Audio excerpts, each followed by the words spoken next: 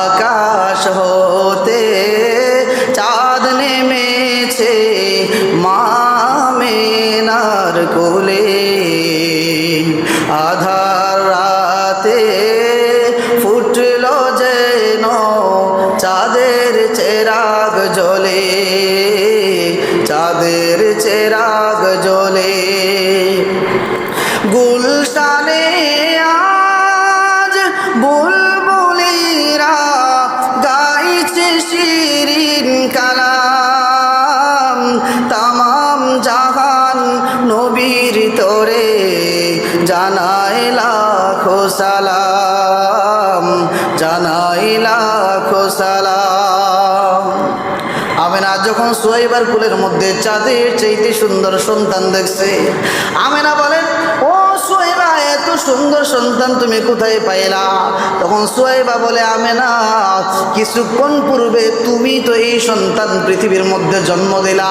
তখন আমেনা বলে, এই সন্তান যে পৃথিবীর মধ্যে আসছে, পিপিলিকা কামড় দিলে ব্যথা অনুভব হয়, আমার সন্তান পৃথিবীর মধ্যে আসছে, পিঁপড়ার কামড়ের মতো ব্যথা অনুভব হয় না। তখন নবীজি মুহাম্মদুর রাসূলুল্লাহ সাল্লাল্লাহু আলাইহি ওয়াসাল্লামকে আমিনা কুলের মধ্যে নিলেন, বুকের সাথে লাগাইলেন। সন্তানকে কুলের মধ্যে নিয়ে বারান্দার মধ্যে তাকায় দেখেন 12 তারিখের চাঁদ এখনো পর্যন্ত আকাশে জ্বলজ্বল করে। আমিনা একবার চাঁদের দিকে তাকায়, আরেকবার নিজের সন্তানের দিকে তাকায়।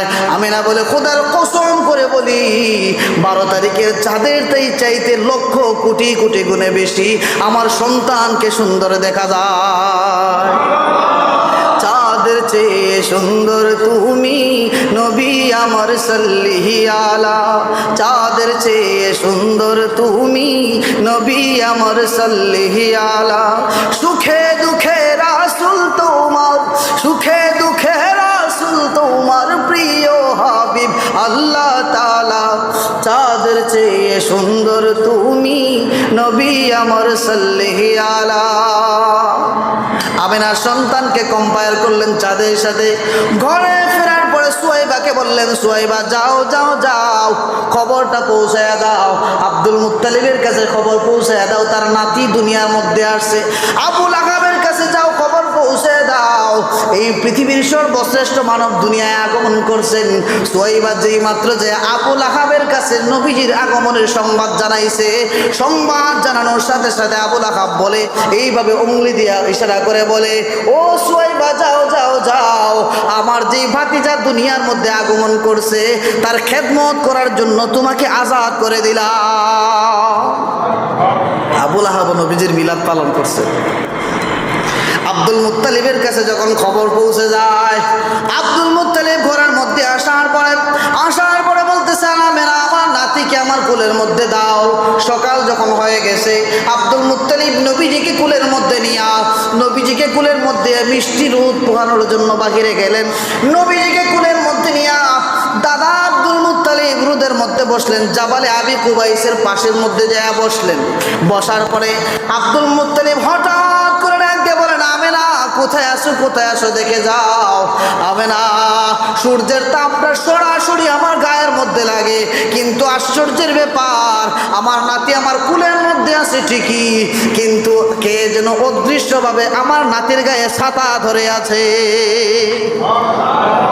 এগুলাই হচ্ছে আমার নবীর মিলাদ।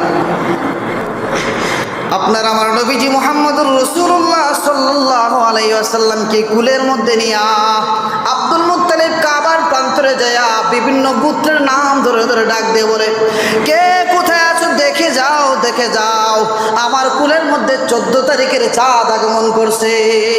কেমন জানি আব্দুল মুত্তালিব নিজেই যেমন বলতে চায়, ত্রিভুবনের প্রিয় মুহাম্মদ, এটা বলতে পারবেন তোমার সাথে, অন্তত নবীজির মুহব্বতে এইটা তো বলতে পারবো। ত্রিভুবনের প্রিয় মুহাম্মদ এলো রে দুনিয়ায়, রে সাগর আকাশ বাতাস দেখবি যদি, রে সাগর আকাশ বাতাস দেখবি যদি, তোরা দেখে যা আমিনা মায়ের কুলে, তোরা দেখে যা আমিনা মায়ের কুলে, মধু পূর্ণি মধু পূর্ণিমা